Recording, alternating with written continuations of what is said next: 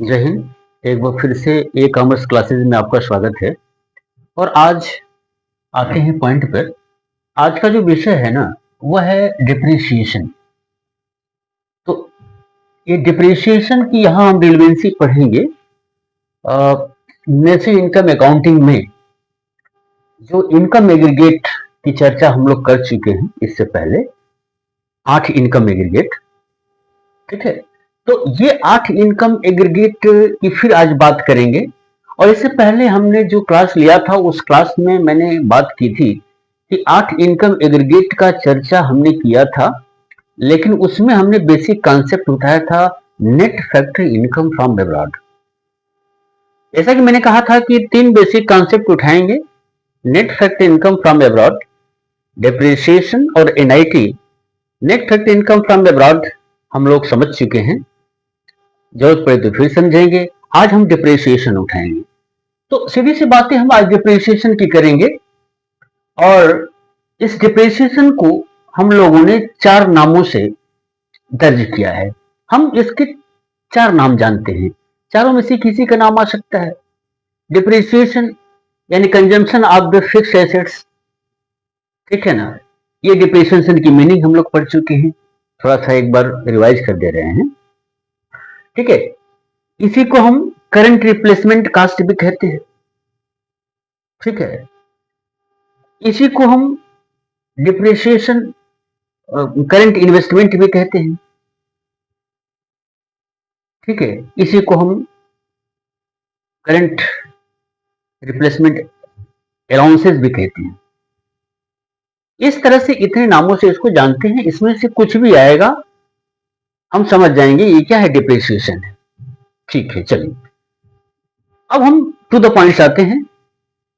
8 income aggregate में सीधी सी बात है, अगर हम पहला उठाते हैं gross domestic product at market price, ठीक है ना। तो पहले रोल जानिए क्या है, ग्रॉस का मतलब क्या है। कि सीधी सी बात है कि मान लीजिए कि आपने किसी भी एक इनकम एग्रीगेट की आपने बात कही, जैसे gross domestic product market price की आपने बात कही, तो ये क्या कहता है, ये टोटल वैल्यू बताता है किसका, फाइनल गुड्स सर्विसेज का। कैसा वैल्यू, मार्केट वैल्यू, यानी जिसका हिसाब किताब मार्केट प्राइस पर हुआ है। ठीक है, और वो भी आपके डोमेस्टिक टेरिटरी में किसी एक साल का, तो हो गया domestic gross domestic product at market price आपका हो गया है। एकदम सीधी सी बात है, ठीक है ना। तो यहां पर टोटल वैल्यू की हम लोग ने बात किया है, बात समझ में आ गया। ठीक है, और यहां पर क्या है, नेट वैल्यू। अब एक एग्जांपल के माध्यम से लेके चलते हैं। मान लीजिए कि एक प्रोड्यूसर ने मार्कर का प्रोडक्शन किया और मार्केट की प्राइस है 20 रुपया पर यूनिट। चलिए ठीक है, हमने 20 रुपए में खरीद लिया, उसने 20 रुपए में हमको बेच दिया। जब हम चलने लगे तो उसने कहा भैया रुकिए, इस मार्कर को बनाने में जिस मशीन का हमने इस्तेमाल किया, उस मशीन पर जो खर्च हुआ वो तो हमने आपसे लिया ही नहीं, तो भैया ले लो। कुछ पैसा मैंने उसको दे दिया। अब इसका मतलब क्या, अब हमारे पास जो मार्कर आया ना, तो मार्कर के सीधी सी बनाने में जिस मशीन का इस्तेमाल हुआ है, उस मशीन पर कुल कितना खर्च हुआ है, उसके इस्तेमाल पर उतना पैसा उसने ले लिया। तो लेने के बाद अब हमें जितना पे करना पड़ा है या हमको उसने जितने पैसे में दिया, वो नेट वैल्यू हो गया। सीधी सी बात है, एकदम स्पष्ट बात है। ठीक है, इसका मतलब क्या, इसका मतलब यह है कि किसी भी गुड्स के प्रोडक्शन में, चाहे जो भी गुड्स का प्रोडक्शन हुआ हो, उस गुड्स के प्रोडक्शन में जो भी फिक्स्ड एसेट्स या कैपिटल गुड्स का इस्तेमाल हो रहा है, जैसे मशीन का इस्तेमाल हो रहा है, ठीक है ना, तो उस साल उस मशीन के इस्तेमाल पर, ठीक है, यानी उस मशीन का जितना यूज हुआ है, जितना कंजम्पशन हुआ है, ठीक है, वो कितना हुआ है, वो जब आप अनुमान लगा लेते हैं, ठीक है ना, उसी को डिप्रिसिएशन कहते हैं। यानी उसके मरम्मत पर जितना आप खर्च करेंगे, भाई वो घिसेगा पीटेगा सब कुछ, जब उसका नुकसान होगा तो उसको फिर से यथा स्थिति में लाने के लिए उसके ऊपर मरम्मत का काम नहीं करेंगे, कुछ खर्च नहीं करेंगे, तो मशीन आगे तो उतना काम नहीं करेगा। तो सीधी सी बात है। तो ऐसे कंडीशन में उस मशीन पर जितना खर्च हुआ है वो आप निकाल देंगे, तो वही जो ग्रास है ना वो कन्वर्ट हो जाएगा किसमें, नेट में कन्वर्ट हो जाएगा। एकदम सीधी सी बात है। तो इसका मतलब यह है कि 8 इनकम एग्रीगेट में से ये 4 इनकम एग्रीगेट जो है ना ये ग्रास में रहता है, डोमेस्टिक नेशनल दोनों मिलाकर के, ठीक है ना। तो ये जो ग्रास वैल्यू है, इस ग्रास वैल्यू से नेट वैल्यू तक जाने के लिए ग्रास में से हम डिप्रिसिएशन को माइनस करते हैं, तो हमें नेट वैल्यू मिलता है। सीधी सी बात है। जहां भी जी है, जी है, जी है, जी है, देखिए सर, ये gross domestic product at market price है, gross domestic product factor cost है, gross national product market price है, gross national product at factor cost है। ये जो पहला लेटर जी है ना, जैसे ही उसमें से डी को डिप्रिसिएशन को माइनस करेंगे वैसे ही आपको नेट मिल जाएगा, ठीक है। इसका मतलब जी की जगह पर हम एन का इस्तेमाल कर देंगे, यही जी रिप्लेस हो जाएगा और हो जाएगा क्या, एन। एन मतलब नेट डोमेस्टिक प्रोडक्ट, यानी इसकी वैल्यू नेट में आ गई। यहां net domestic product factor cost है, net national product at market price है, net national product at factor cost है। तो डिप्रिसिएशन का इतना रोल होता है, एकदम सीधी सी बात है, एकदम स्पष्ट बात है कि डिप्रिसिएशन की वैल्यू निकालने से पहले वो ग्रास में रहता है, टोटल में रहता है। बात में आ गया। यानी इस मार्कर को बनाने में जिस मशीन का हम इस्तेमाल किए हैं उस पर जितना खर्च हुआ है उसको हमने निकालने के बाद उसका हम वैल्यूएशन किए हैं, जो वैल्यू आएगा वो नेट आएगा। तो ये नेट में आ गया है। अब एक एग्जांपल के माध्यम से अगर हम देखना चाहते हैं तो मान लीजिए कि आपका grass domestic product at market price की वैल्यू है 100 रुपया। अब इसका नेट वैल्यू निकालना चाहते हैं, मतलब क्या, आप net domestic product at market price निकालना चाहते हैं और ऐसे कंडीशन में डिप्रिसिएशन की वैल्यू दिया हुआ है, ठीक है, मान लीजिए ₹20। अब देखिए ये है क्या, grass domestic product market price, ये क्या है, net domestic product market price. यानी ये डी दोनों में कॉमन है, पी दोनों में कॉमन है, एमपी यहां भी, एमपी यहां भी, तो यही अंतर है जी और एन। तो जी और एन में जो अंतर होता है किसके बराबर, डी के बराबर होता है, ठीक है ना। इसका मतलब क्या कि जी में से डी माइनस करेंगे तो क्या आ जाएगा, एन आ जाएगा, ठीक है ना।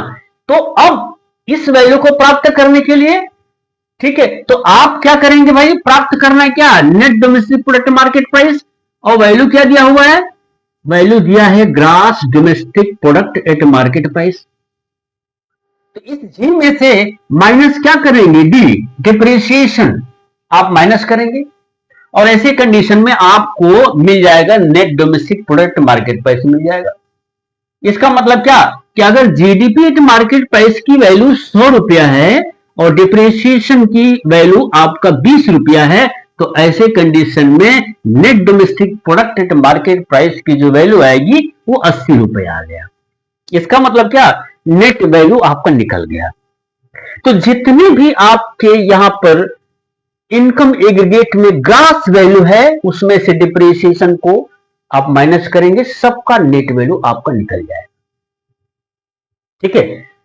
अब मान लीजिए कि जितने भी डोमेस्टिक इनकम एग्रीगेट है उसमें से सबका नेट इनकम एग्रीगेट दिया हुआ, ये सब नेट इनकम एग्रीगेट है और आप जाना चाहते हैं किसमें, ग्रास में। तो आप ग्रास में यदि जाना चाहते हैं तो एन भैया, तो एन है उसमें डिप्रिसिएशन जो देंगे तो आपको क्या मिल जाएगा, ग्रास मिल जाएगा। इसका मतलब क्या कि net domestic product at market price में आप प्लस करेंगे डिप्रिसिएशन, आपने डिप्रिसिएशन प्लस किया तो ये एन कन्वर्ट हो जाएगा किसमें, जी में, बाकी सब वही रहेगा। ये क्या हो गया, gross national product at market price हो गया। यहां पर देखिए net domestic product factor cost है, यानी वैल्यू किसमें है, नेट में है। अब नेट में से वैल्यू है तो ऐसे कंडीशन में आप क्या करेंगे, ऐसे कंडीशन में आप फिर डी डिप्रिसिएशन प्लस कर देंगे तो ये हो जाएगा gross national product at factor cost. इसी तरह से net national product at market price है, और इसमें आप डिप्रिसिएशन को प्लस कर देंगे तो यही एनपीजी हो जाएगा। तो ये हो जाएगा आपका gross national product at market price. Last में net national product factor cost है, फिर उसमें आप डिप्रिसिएशन प्लस कर देंगे, आपको मिल जाएगा gross national product at factor cost. तो आपने देखा, आपने क्या देखा इसका डिप्रिसिएशन का रोल। कोई भी वैल्यू अगर ग्रॉस में है तो नेट में कन्वर्ट हो जाएगा यदि आप उसमें से डी यानी डिप्रिसिएशन को माइनस करें, और अगर नेट में है तो डिप्रिसिएशन को प्लस करेंगे तो ये ग्राफ में आपके सामने उपलब्ध हो जाएगा। यही रोल होता है किसका, डिप्रिसिएशन का, किसी भी इनकम एग्रीगेट में वहां तक जाने के लिए एक एक करके रोल हम चेक करते जाएंगे, और इससे आगे जब हम लोग जाएंगे measurement of the income aggregate में, ये सभी चीजें आपको हेल्प करेगा। इससे पहले वाले क्लास में हम थोड़ा सा और चर्चा करना चाहेंगे कि इससे पहले हमने 3 जो बेसिक कॉन्सेप्ट का हेल्प लिया है यहां पर इनकम एग्रीगेट कैलकुलेट करने के लिए, जो तीनों बहुत ही महत्वपूर्ण है। उसमें से हम चर्चा कर चुके हैं net factor income from abroad NFIA का, एनएफआईए का चर्चा कर चुके, एक बार फिर से हम चर्चा करना चाहेंगे, ठीक है ना। तो चर्चा में मैं विशेष रूप से चर्चा इसलिए करना चाहता हूं कि जब उस समय हम क्लास ले रहे थे तो अंत वाला 1 मिनट का जो वीडियो है उसमें मेरी आवाज साफ नहीं आ रही थी, इसलिए एक रिक्वेस्ट आया हुआ है, उस बेसिस पर हम फिर से आपको बता देते हैं। तो net factor income from abroad की अगर हम बात करते हैं तो ये क्या है, तो भाई मान लीजिए कि हमारी तरह कोई टीचर हमारे देश का, ठीक है, रेजिडेंट कहाँ की, यहाँ का है, और पढ़ा रहा है यूएसए में। अब यूएसए में पढ़ा रहा है, रेजिडेंट वहां का नहीं है, बस में वहां पढ़ा रहा है, वहां का नाम रेजिडेंट है, और ऐसे कंडीशन में जो भी उसको तनख्वाह मिलेगी, सैलरी मिलेगी, वो कहां का होगा, वो हमारे यहाँ का होगा। अब ऐसे ही अमेरिका का कोई मास्टर यहां पढ़ा रहा है, और ऐसे कंडीशन में वो भी हमारे यहाँ का, वो क्या है, रेजिडेंट नहीं, नॉन रेजिडेंट है, ध्यान दें। लेकिन ऐसे कंडीशन में हम यानी इंडिया जब उसको पे करेंगे ना तो वो उसका इनकम हो जाएगा। तो इसलिए हमें जो बाहर से प्राप्त होता है फैक्टर इनकम के रूप में, उसको हम कहते हैं फीफा, और हम जो बाहर के लोगों को पे करते हैं, जो हमारे देश में काम करते हैं, उसको हम कहते हैं फीडा, और दोनों का जो डिफरेंस होता है वो होता है net factor income from abroad. इसमें से मैं चर्चा ये करना चाहता हूं इस पार्ट में कि जो एनएफआईए है इसका तो रोल होता है डोमेस्टिक से नेशनल और नेशनल से डोमेस्टिक का, जो हम एक क्लास ले चुके हैं इससे पहले वाले क्लास में। तो यहां पर हम बताना चाहते हैं कि कभी कभी क्या होता है विशेष रूप से कि कैलकुलेशन में net factor income from abroad का कंपोनेंट दिया रहता है। इसके 3 कंपोनेंट होते हैं, में से पहला जो कंपोनेंट होता है net employees compensation from abroad होता है। कंपोनेंट की अगर बात करते हैं तो पहला क्या होता है, पहला होता है आपका net employees compensation from abroad, ये होता है। दूसरे की बात करते हैं तो दूसरा होता है आपका net income from property and entrepreneurship from abroad. और अगर थर्ड कंपोनेंट की बात होते हैं तो ये होता है आपका net retained earning from abroad. तो उस चर्चा में मैं ये बताना चाहता हूं कि यहां पर जो तीनों कंपोनेंट है ना, कभी कभी क्या होता है कि अगर direct net factor income from abroad नहीं दिया हुआ है और ऐसे कंडीशन में केवल तीनों में से कोई भी एक दिया हुआ है, तो इसका मतलब ये होता है कि इसमें तो चारों जो फैक्टर्स होते हैं उनके इनकम की बात इसमें होती है फीफा और फीटा के माध्यम से। तो चार में से अगर एक ही फैक्टर का इनकम आपके पास है ना, तो वो हो जाएगा एनएफआईए के बराबर। यानी अगर net employees compensation from abroad दिया हुआ है और कुछ नहीं दिया हुआ है, और बाकी एनएफआईए वगैरह कुछ नहीं दिया है, तो आप इसी का इस्तेमाल करेंगे। बात समझ में आ गया? आप इसी की इस्तेमाल करेंगे। इसका मतलब क्या कि एनएफआईए का एक कंपोनेंट दिया हुआ है, ठीक है, ये ना दे करके अगर net income from property and entrepreneurship from abroad दिया हुआ है तो केवल इसी का इस्तेमाल करेंगे एनएफआईए की जगह पर। और अगर केवल net return earning from abroad of the resident companies दिया हुआ है तो इसमें से केवल इसी का इस्तेमाल करेंगे। आप ये मत सोचिएगा कि अधूरा है, क्योंकि वहां पर उसी फैक्टर का बस इस्तेमाल हुआ है।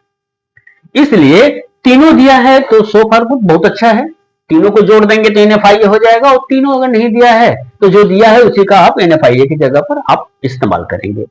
तो इस तरह से आज हम लोगों ने दो बेसिक कॉन्सेप्ट को कंप्लीट किया। इससे पहले हम एनएफआईए की बात कर चुके हैं, आज फिर हमने थोड़ा सा दोहरा दिया, और आज बेसिकली हम आपको डिप्रिसिएशन का रोल समझाए, और डिप्रिसिएशन को रोल समझा करके ये हमने बता दिया कि जो डोमेस्टिक इनकम एग्रीगेट है या नेशनल इनकम एग्रीगेट है, उन आठों में से चार जो आपका ग्रास है ये नेट में कन्वर्ट हो जाएगा डिप्रिसिएशन के माध्यम से, ठीक है। तो जिस एग्जांपल से मैंने आपको समझाया था उसका हेल्प लेकर के आप इसी पर काम करिए। आज बस इतना ही, फिर हम अगले क्लास में आपसे मिलते हैं। बहुत बहुत